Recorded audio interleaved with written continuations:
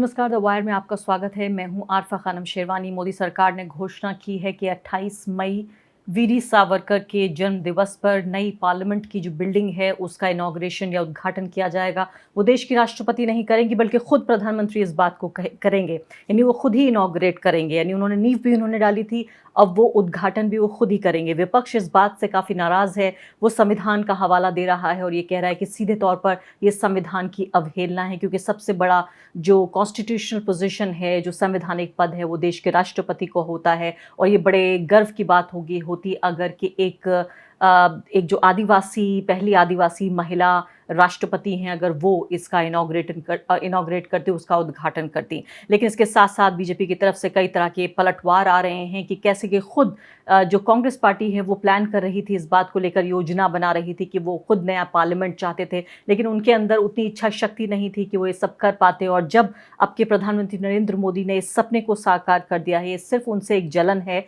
जिसकी वजह से वो ये नहीं चाहते कि ये पूरा श्रेय नरेंद्र मोदी को मिल जाए और देश की जनता इस बात को समझे कि भाई ऐसा भी कोई प्रधानमंत्री आया जिसने जो ब्रिटिश काल की तमाम यादें हटाकर पूरा का पूरा जो सेंट्रल विस्टा का उनका जो कार्यक्रम है बनाने का, पूरी उन इमारतों को तोड़कर दोबारा बनाने का, वो उन्होंने किया। तो सीधे तौर पर इलेक्शन से जो आम चुनाव है उस 1 साल से भी कम का वक्त बाकी है। ऐसे में ये इस तरह के जो राजनीतिक, मैं कहूँगी, रद्दोबदल है वो देखने को मिल रहा है। हमारे साथ प्रोफेसर गौरव वल्लभ मौजूद हैं, कांग्रेस पार्टी के प्रवक्ता हैं।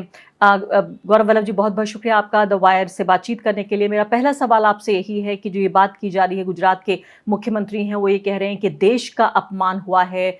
दूसरे प्रवक्ता हैं बीजेपी के, वो ये कह रहे हैं कि जो मदर ऑफ हिपोक्रेसी है कांग्रेस पार्टी, क्योंकि खुद कांग्रेस पार्टी का लगातार ये योजना थी कि वो ये बिल्डिंग बनाएंगे, वो नहीं बना पाए। तो ये एक तरह से एक राजनीतिक जलन है ये नरेंद्र मोदी से।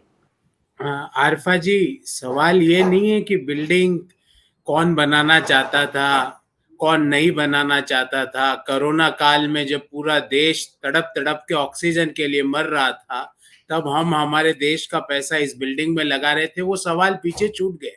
सवाल ये है कि राष्ट्रपति से उद्घाटन कराने में तकलीफ क्या है प्रधानमंत्री जी को? क्या ये तकलीफ है कि वह एक आदिवासी है? क्या ये तकलीफ है कि वो एक महिला है? क्या ये तकलीफ है कि वो एक हम्बल बैकग्राउंड से निकलकर अपनी मेहनत से, अपने धैर्य से, अपनी सूझबूझ से आज देश की महामहिम राष्ट्रपति बनी? तकलीफ, व्हाट इज द प्रॉब्लम? और अगर प्रॉब्लम है राष्ट्रपति जी से, मुझे जो समझ में आ रही है कि नरेंद्र मोदी जी ये नहीं चाहते कि जो वो पट्टिका जो वहां लगे, वहां पे उनका नाम राष्ट्रपति जी के नीचे आए। मोदी जी, मैं आपको एक सुझाव देता हूं। अगले संडे को, रविवार को, 28 तारीख को देश का पार्लियामेंट से आप राष्ट्रपति जी से उद्घाटन कराइए।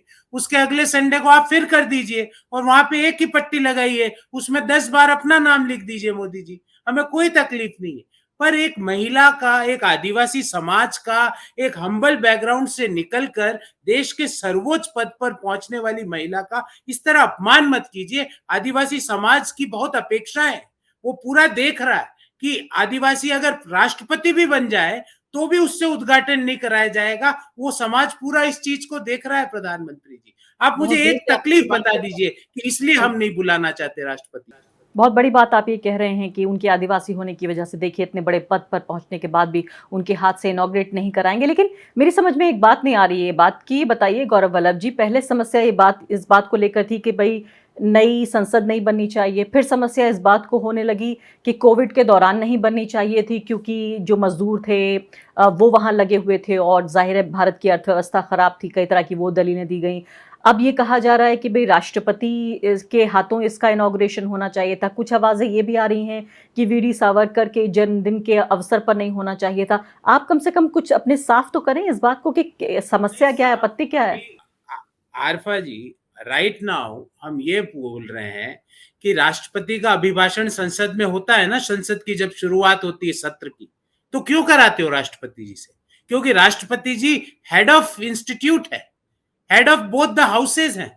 फिर क्यों आप उपराष्ट्रपति जी से, राज्यसभा के चेयरमैन, उनको क्यों बनाते हो? हटा दीजिए कि भाई आप कुछ हेड ऑफ इंस्टीट्यूट नहीं है, आप फर्स्ट सिटीजन नहीं है, आप हेड ऑफ राज्यसभा नहीं है। उपराष्ट्रपति जी, राष्ट्रपति जी का नाम नहीं। उपराष्ट्रपति जी जो कि हेड ऑफ राज्यसभा है, चेयरमैन ऑफ राज्यसभा है टेक्निकली। राष्ट्रपति जी जो दोनों सदनों की फर्स्ट सिटीजन है, हेड ऑफ द इंस्टीट्यूशन है। और पार्लियामेंट डेमोक्रेसी जो लोकतंत्र का मंदिर है, उसके भवन का उद्घाटन हो रहा है और भारत के महामहिम राष्ट्रपति को ना तो बुलाया जाता है, ना उनसे उद्घाटन कराया जाता है। मतलब इसमें तकलीफ मेरे को तो आरफा जी सिवाय पट्टिका में नाम के अलावा कोई चीज समझ में नहीं आ रही। और मैं कह रहा हूं प्रधानमंत्री जी, एक पट्टिका 28 मई को छप लगा देंगे, उसमें राष्ट्रपति जी का नाम रखेंगे, आपका भी लिखेंगे। उसके बाद 4 जून को जो रविवार आएगा, उसमें भव्य कार्यक्रम करेंगे, उसमें सिर्फ आप ही का नाम होगा, आप ही भाषण दोगे, कोई आपके पास आसपास 100 मीटर तक कोई आदमी नहीं होगा, सारे कैमरा लगा देंगे, सारे जो नोएडा बेस्ड टीवी चैनल है उसको लाइव करवा देंगे, आपकी भी पूरी हो जाएगी और संविधान की भी रक्षा हो जाएगी। आदिवासी समाज का, महिलाओं का इस तरह से अपमान मत कीजिए, मेरी आपसे हाथ जोड़ के विनती है। और मैं आपको याद दिलाना चाहता हूं, बाबा साहब अंबेडकर ने क्या कहा था कि पार्लियामेंट में फर्स्ट राइट अपोजिशन का होता है, ये बाबा साहब ने बोला था। बाबा साहब अंबेडकर के संविधान की आत्मा को जो अपोजिशन पार्टीज है उनको नहीं बुला के, राष्ट्रपति का अपमान करके पार्लियामेंट का उद्घाटन, मुझे लगता है प्रधानमंत्री जी आप पुनः एक बार सोचिए, खुले मन से सोचिए, अपने मन से सारे बैर, सारे चीजें हटा दीजिए। आपके नाम की व्यवस्था हम करेंगे, बराबर पट्टिका लगाएंगे, बड़ा बड़ा नाम लिखेंगे, आप चाहे तो उसको ब्लॉक लेटर्स में लिखवा देना, 4 पट्टिका और लगवा देना, पर संसद का जो नया भवन बना है उसको उद्घाटन करने का अधिकार महामहिम राष्ट्रपति जी का है। वो अधिकार उनसे मत लीजिए, ये संविधान और लोकतांत्रिक मूल्यों के सरासर खिलाफ है। और अभी तो 2 दिन बाकी हैं, सोचने के लिए काफ़ी वक्त है, 48 घंटे से भी ज़्यादा का वक्त बाकी है। लेकिन सवाल तो यहाँ ये भी उठ रहा है प्रोफेसर साहब कि आप अगर जितनी परवाह हो रही है अभी राष्ट्रपति जी की, एक आदिवासी महिला की, जब आपने उनके खिलाफ चुनाव लड़ा था तब भी तो इस बारे में सोचा होता, क्यों नहीं उनको निर्विवाद राष्ट्रपति बना दिया गया था अगर इतनी परवाह थी उनकी? आरफा जी, हमने तो लोकसभा के स्पीकर के खिलाफ भी चुनाव लड़ा था ना, पर लोकसभा की जब वो सभाएं संचालित करते हैं तो उनकी बात को सभी लोग सुनते हैं ना।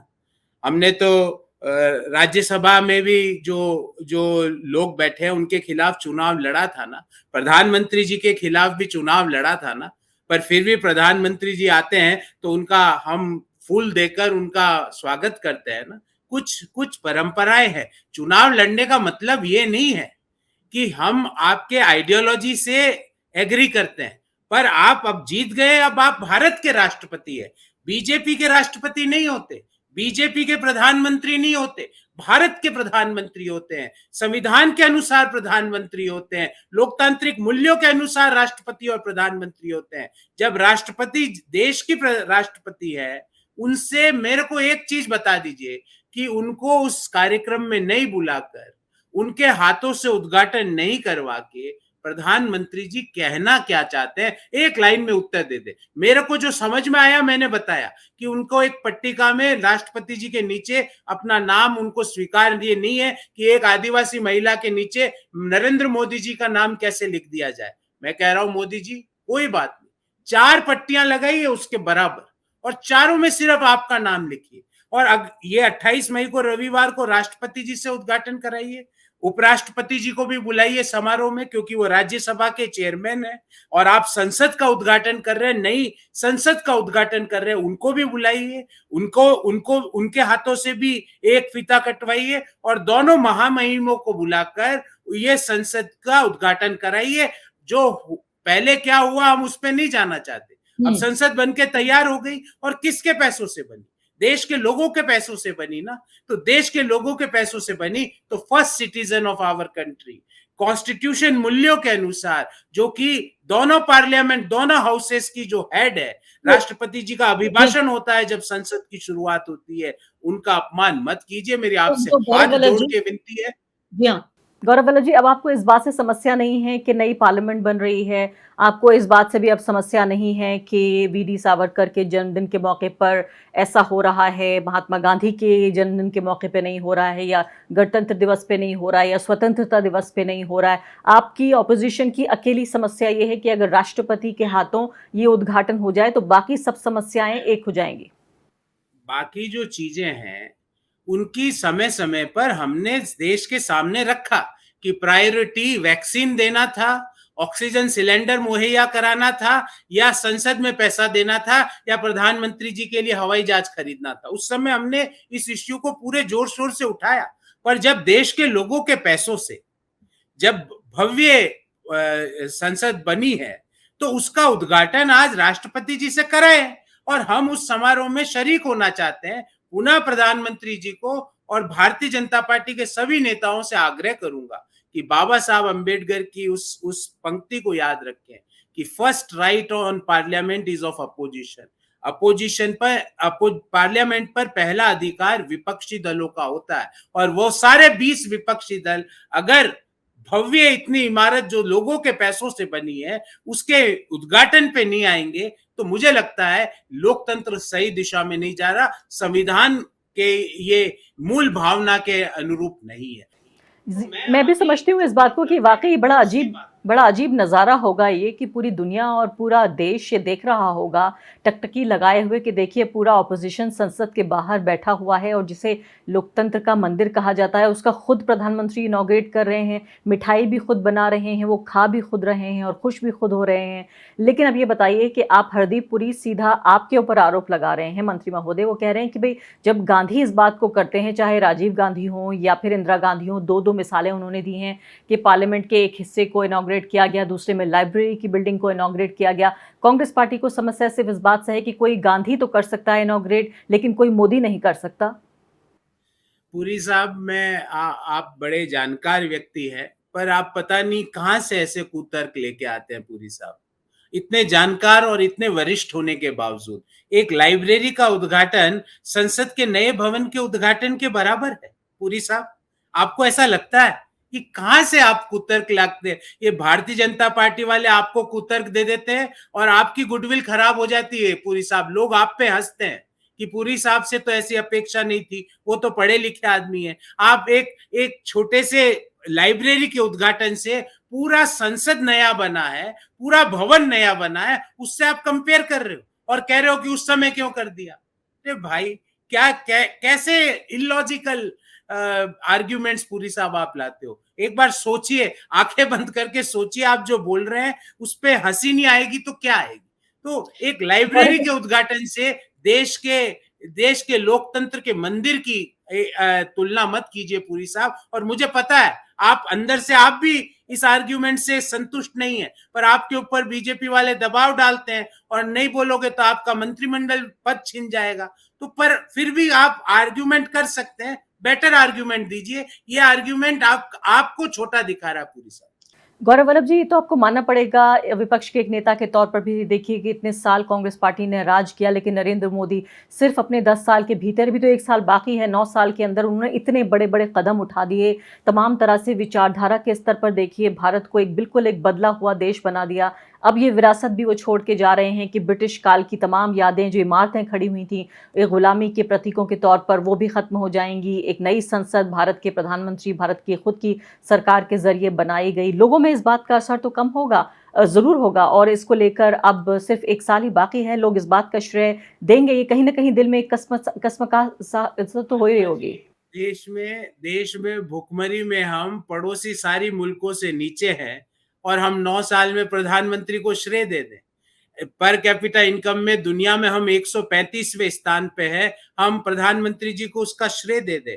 बेरोजगारी की दर लगातार 8% पर बनी हुई है, और युवाओं में जो 18 से 35 साल में जो बेरोजगारी है वो लगातार 25% के ऊपर बनी हुई है, और प्रधानमंत्री जी को श्रेय चाहिए। मैं आज इस वाद विवाद पे नहीं जाना चाहता, मैं इस पे नहीं जाना चाहता कि सही है कि गलत हुआ है। मेरे लिए और मेरी पार्टी के लिए, युवाओं के लिए रोजगार का सृजन एयर कंडीशन संसद भवन बनाने से ज्यादा महत्वपूर्ण है। मेरे लिए और मेरी पार्टी के लिए लोगों को राशन देना, भुखमरी से बाहर निकालना ज्यादा इंपॉर्टेंट है वनस्पत एक ट्रायंगुलर एक नया भवन सांसदों के लिए बनाना। मेरे लिए और मेरी पार्टी के लिए देश की जीडीपी को बढ़ाना ज्यादा जरूरी है। मिडिल क्लास को इन्फ्लेशन से मुक्ति दिलाना, महंगाई से मुक्ति दिलाना ज्यादा जरूरी है वनस्पत प्रधानमंत्री जी और सांसदों के लिए नए नए भवन बनाना, उनके लिए नए घर बनाना। हमारी प्रायोरिटीज अलग है, मैं उस पे आज कोई ज्यादा विमर्श नहीं करना चाहता। बन चुका है भवन, हमारे ही पैसों से बना है। तो हमारी प्रायोरिटी और उनकी प्रायोरिटी में यही अंतर है। हमारी प्रायोरिटी ये है कि अगर भुखमरी में हम 106वें नंबर पर है, पाकिस्तान, नेपाल, श्रीलंका अगर हमसे आगे है, तो मेरी प्रायोरिटी और मेरी पार्टी की प्रायोरिटी इस भुखमरी का इलाज करना नए भवन बनाने से ज्यादा महत्वपूर्ण हमेशा था, हमेशा है और आगे भी हमेशा रहेगा। अब आखिरी सवाल आपसे ये बताइए कि चलिए इनॉग्रेशन के दिन, उद्घाटन के दिन जब नई संसद खुलेगी दुनिया के सामने, देश की जनता के सामने, तब तो विपक्ष दूर बैठकर कसमकसा रहा होगा, लेकिन जब उसके बाद संसद का सत्र भी चलेगा तो एक बार जब आप एक बार बाहर बैठ जाएंगे, उस वक्त तो अंदर जाएंगे। संसद तो आपकी है, विपक्ष की है, सत्ता पक्ष के साथ साथ, या तब भी बॉयकॉट होगा? संसद सबकी है और मैं तो आपको आरफा जी कह रहा हूं, दिल से कह रहा हूं, और आपका प्रोग्राम प्रधानमंत्री जी जरूर देखते होंगे, मुझे पूरा विश्वास है। प्रधानमंत्री जी, हम आना चाहते हैं, हमें आप 40-20 दलों को इतने भव्य कार्यक्रम में लोकतंत्र के मंदिर के उद्घाटन से बाहर मत निकालिए। हमारी एक मांग मान लीजिए कि महामहिम राष्ट्रपति, आदिवासी समाज, महिलाओं की प्रतीक, एक हम्बल बैकग्राउंड से ऊपर निकल के राष्ट्रपति तक पहुंचने वाली महिला के हाथों से इस भव्य इमारत का उद्घाटन कराइए। हम आएंगे और तालियां भी बजाएंगे। प्रधानमंत्री जी, इस लोकतंत्र के पवित्र अवसर पर 20 दलों के अलावा अगर आप अपने ही लोगों के सामने उद्घाटन करोगे तो ये मदर ऑफ डेमोक्रेसी नहीं है, इसको कहेंगे हिपोक्रेसी ऑफ डेमोक्रेसी है। आपने लोकतंत्र की कभी परवाह नहीं करी, पर आज समय आ गया, कम से कम एक बार अटल बिहारी वाजपेयी जी की चित्र के सामने जाके सोचिए। हमारी बात मत सुनिए। उन्होंने जो आपको कहा था, राजधर्म निभाओ, राजधर्म, प्रधानमंत्री जी, राजधर्म ये है कि सबके विपक्ष की सारी पार्टियों को लेकर एक भव्य कार्यक्रम 28 तारीख को हो। हम आना चाहते हैं, अभी भी कह रहे हैं, हम आना चाहते हैं, पर राष्ट्रपति जी, आदिवासी समाज और महिलाओं का जहां अपमान हो, उस कार्यक्रम में कतई कोई भी स्वतंत्र मूल्य का व्यक्ति, लोकतांत्रिक मूल्यों में विश्वास करने वाला व्यक्ति, संवैधानिक व्यवस्थाओं में विश्वास करने वाला व्यक्ति जा ही नहीं सकता। बहुत बहुत शुक्रिया आपका गौरव वल्लभ जी। और प्रधानमंत्री ने ऑस्ट्रेलिया में ये कहा कि देखिए, उनका स्वागत करने के लिए जो स्टेडियम था उसमें न सिर्फ कि प्रधानमंत्री आए, मौजूदा प्रधानमंत्री ऑस्ट्रेलिया के, बल्कि भूतपूर्व प्रधानमंत्री भी आए, जो सत्ता पक्ष है उसके सांसद तो आए ही, लेकिन विपक्ष के सांसद भी आए। मुझे लगा कि ये कोई टिप्पणी है देश में फिलहाल जो माहौल चल रहा है। मैं उम्मीद करती हूँ कि गौरव वल्लभ जी को सुन रहे होंगे प्रधानमंत्री। और ऐसा एक बात कहना चाहूंगा जाते जाते, कि हम भी चाहते हैं कि जैसा उदाहरण आपको याद होगा पीवी नरसिम्हा राव साहब ने दिया, कि जब यूनाइटेड नेशंस पे भारत का प्रतिनिधित्व करने की बात आई तो उन्होंने सरकार के कोई आदमी को नहीं भेजा, उन्होंने कांग्रेस पार्टी के कोई आदमी को नहीं भेजा, उन्होंने आग्रह किया स्वर्गीय अटल बिहारी वाजपेयी जी से कि आप जाइए और भारत का प्रतिनिधित्व करिए। ये होती है लोकतांत्रिक व्यवस्थाएं और परंपराएं। इन परंपराओं को जीवित रखना की सबसे बड़ी जिम्मेवारी सरकार की है। मैं पुनः कहता हूं, मोदी जी, खुले मन से सोचिए।